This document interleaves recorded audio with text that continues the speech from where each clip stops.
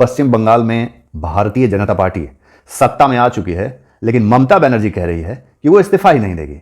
अब इस पे तो हंसी ही आ रही है, क्योंकि ममता को भी पता है कि इस्तीफा दो या ना दो, गद्दी तो अब खाली करनी ही पड़ेगी।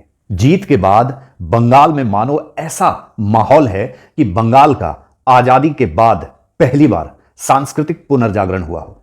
15 साल के दमन से बंगाल के लोग जिस तरह से भयाक्रांत थे, पीड़ित थे और जिस दहशत में वो जी रहे थे, आज जब आप कोलकाता की सड़कों पे पश्चिम बंगाल के लोगों का हुजूम देखेंगे तो आपको समझ में आएगा कि 15 साल ममता बनर्जी ने किस तरह का शासन किया था। दोस्तों, पश्चिम बंगाल चुनाव में आजादी के बाद पहली बार भारतीय जनता पार्टी सत्ता में आई है। इसके पूर्व में 15 साल ममता बनर्जी का शासनकाल रहा और उसके पूर्व में बंगाल लेफ्ट यानी वामपंथियों का गढ़ रहा। वैसे वामपंथ का किला तो ममता ने 15 साल पहले ध्वस्त कर दिया था, लेकिन वामपंथियों का जो आखिरी किला था केरल, इस बार वो भी खत्म हो गया। पूरी दुनिया में वामपंथियों की एकमात्र इलेक्टेड सरकार जो केरल में थी, वो भी फाइनली हार गई, खत्म हो गई। यानी कि पूरे विश्व से इलेक्टेड वामपंथी अब पूरी तरह से समूल रूप से खत्म हो गए। वैसे भी वामपंथ जो है वो डेमोक्रेसी और उन चीजों में बिलीव नहीं करती। तो अब देखना होगा कि केरल में, हालांकि जो नई सरकार आई है कांग्रेस समर्थित सरकार, देखना दिलचस्प होगा कि वो किस तरह की नीतियों को लेकर आगे बढ़ रही है, वरना पूरी दुनिया जान रहा है कि केरल के हालात भी कैसे हैं। लेकिन आज बात करेंगे बंगाल की, जिसकी हालत कहा जा रहा है कि कश्मीर से भी बदतर हो चुकी थी। पूरे बंगाल में बांग्लादेशी घुसपैठिए, बांग्लादेशी कट्टरपंथी पूरे बंगाल में इस तरह से फैल चुके थे कि वहां के आम लोगों का जीना दूभर हो गया था। आज जब बीजेपी सत्ता में आई है तो वो तमाम लोग सड़कों पे ऐसे जश्न मना रहे हों जैसे उन्हें किसी जेल से आजाद किया गया हो, जैसे उन्हें मुक्ति मिल गई हो। वहीं कुछ जगहों पर अति उत्साह में तोड़फोड़, आगजनी की घटनाएं भी हो रही है और इसको लेकर कई लोग प्रश्न उठा रहे हैं कि भाई ये सब नहीं होना चाहिए। ये वही छद्म मानवतावादी हैं जो पिछले 15 साल में जितनी भी बार ममता बनर्जी जीती थी और ममता बनर्जी के अगेंस्ट में वोट करने के लिए जब जब कोई निकला था, उसे अपने परिवार से, मां से, बाप से, भाई से, बहन से हाथ धोना पड़ा था। ये उस समय बड़े शांत थे।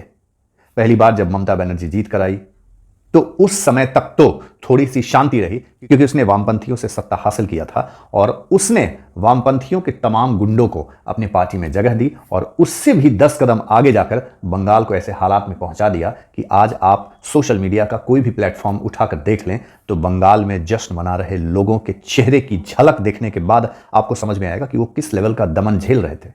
आज जो छिटपुट हिंसा हो रही है उसको लेकर जो लोग आवाज उठा रहे हैं, बंगाल में जब ममता बनर्जी दूसरी बार सरकार में आई थी और जो लोगों ने ममता बनर्जी के अगेंस्ट वोट किया था और खड़े होने की हिम्मत दिखाई थी, उन्हें अपनी जान से हाथ धोना पड़ा था।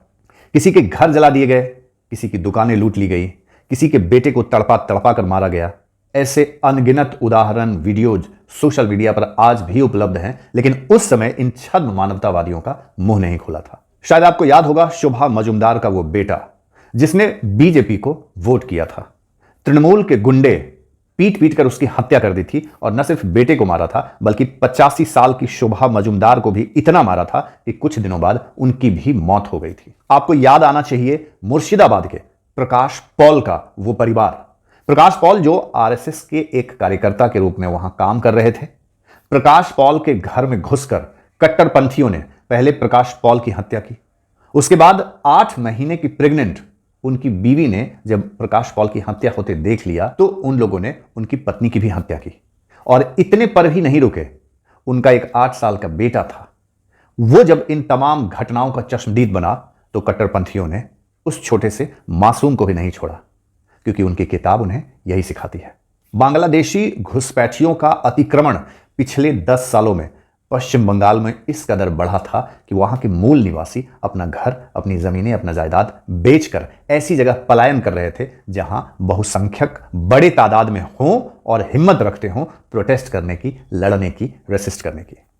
जिन लोगों को आज बंगाल की हिंसा याद आ रही है, उन्हें अभिजीत सरकार को भी याद करना चाहिए। उन्हें यह भी याद करना चाहिए कि संदेश खली में ममता बनर्जी की जीत के बाद किस तरह का तांडव मचाया गया था।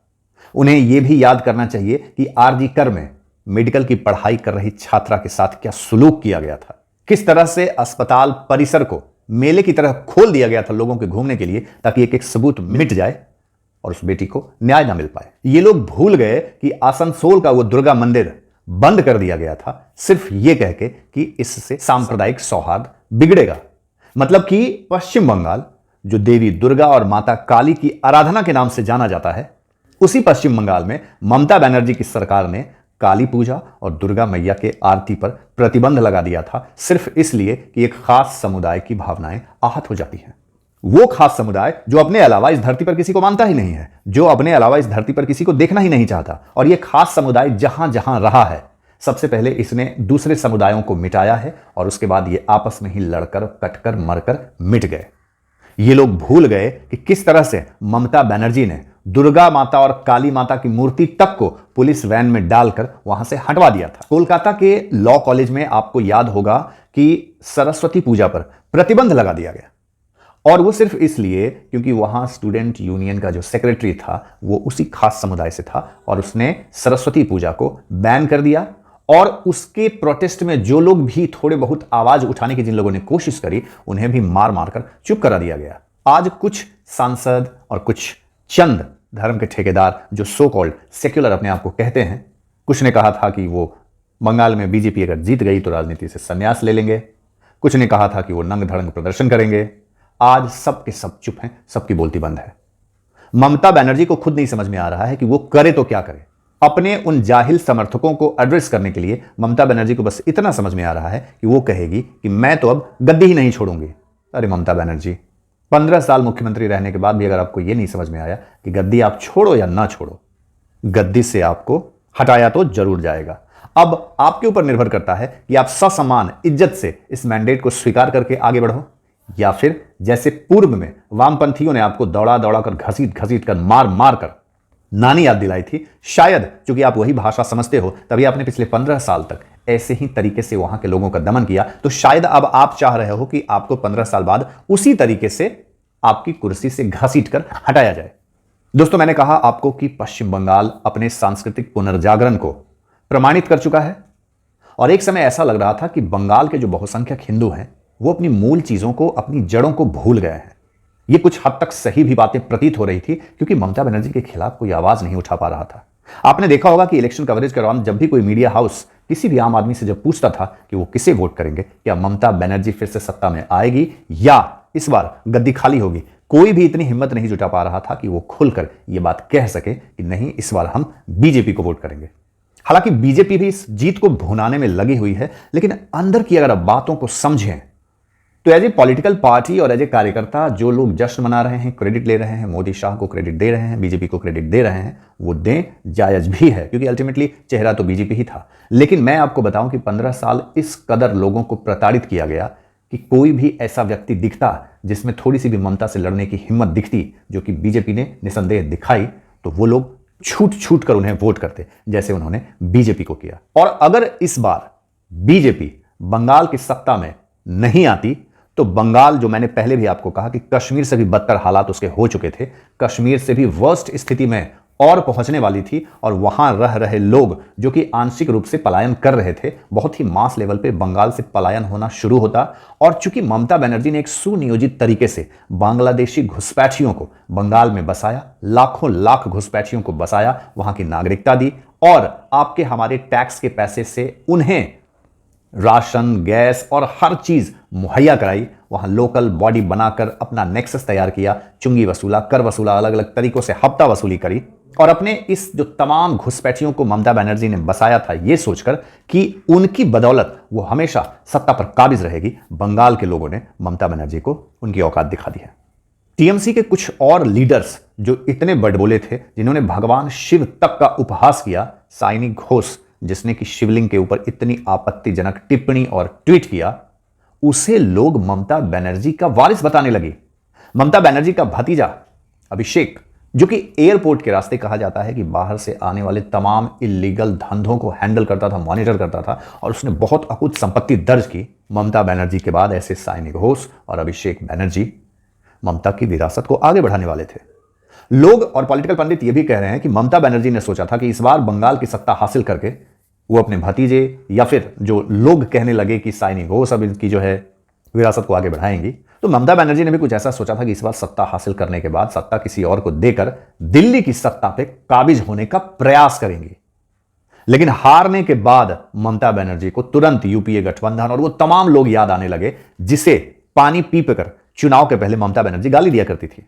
सर्वविदित है कि इस बार ममता बनर्जी ने चुनाव अकेले लड़ा, कांग्रेस भी अकेले थी, एमआईएम वाली पार्टी, पतंग वाली पार्टी, ओवैसी की पार्टी भी अलग चुनाव लड़ी और हुमायूं कबीर भी अलग चुनाव लड़ी। सबसे दिलचस्प बात यह है कि कांग्रेस को महज 2 सीट आया और वो दोनों मुस्लिम कैंडिडेट जीते। हालांकि यह भी एक बात सामने आ रही है कि कांग्रेस का जिस तरह का प्रदर्शन बंगाल के अलावा असम और केरल में रहा है और साथ ही साथ तमिलनाडु में भी रहा है, तो कहा जा रहा है कि कांग्रेस ही अब हिंदुस्तान का अगला मुस्लिम लीग है, क्योंकि बताया जा रहा है कि कांग्रेस के बंगाल के दोनों एमएलए मुस्लिम हैं, आसाम में भी जो उसके एमएलए जीते हैं उसमें 70% मुस्लिम्स हैं, केरल में तो 90% वैसे ही हैं, तमिलनाडु में भी कमोबेश वही हालत है। तो ओवरऑल एक परसेप्शन जो क्रिएट हो रहा है वो ये, वैसे पहले भी था, कांग्रेस की जितनी भी नीतियां हैं, जितनी भी लॉज रेगुलेशंस उसने बनाए, अमेंडमेंट्स लाए, वो तमाम यहां के हिंदू बहुसंख्यक के अगेंस्ट ही रहा। यही कारण है कि यहां के लोगों के अंदर कांग्रेस को लेकर बहुत बड़ा रोष जन्म लिया। बीजेपी को मौका मिला सत्ता में आने का और कांग्रेस की इसी नीति की वजह से बीजेपी को पूरे देश में पनपने का मौका मिला और बखूबी आज की डेट में बीजेपी 20 से 22 राज्यों तक अपना विस्तार कर चुकी है और वो दिन दूर नहीं जब बीजेपी का यह मानना है कि पूरे हिंदुस्तान में भगवा का झंडा ही फहरेगा।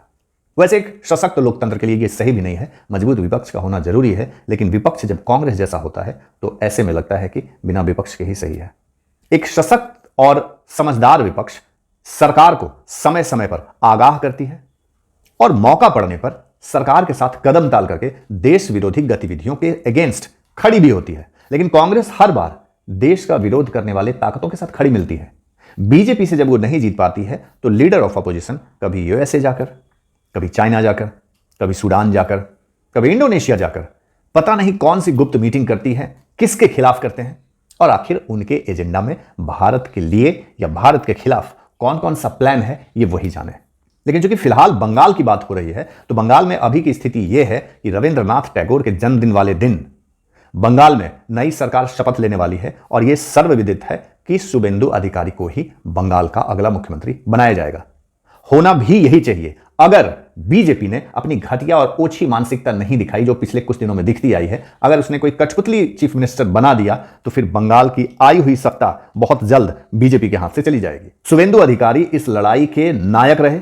शुभेंदु अधिकारी ने पिछले चुनाव में भी ममता बनर्जी को नंदीग्राम में चैलेंज करके हराया और इस बार भी नंदीग्राम के साथ साथ ममता बनर्जी जब वहां से भागकर भवानीपुर से खड़ी हुई, वहां जाकर चैलेंज करके शुभेंदु अधिकारी ने ममता बनर्जी को भवानीपुर से भी 15,000 वोटों से हराया। ऐसे में बंगाल की राजगद्दी का अगर कोई असल में वारिस है तो वो है शुभेंदु अधिकारी।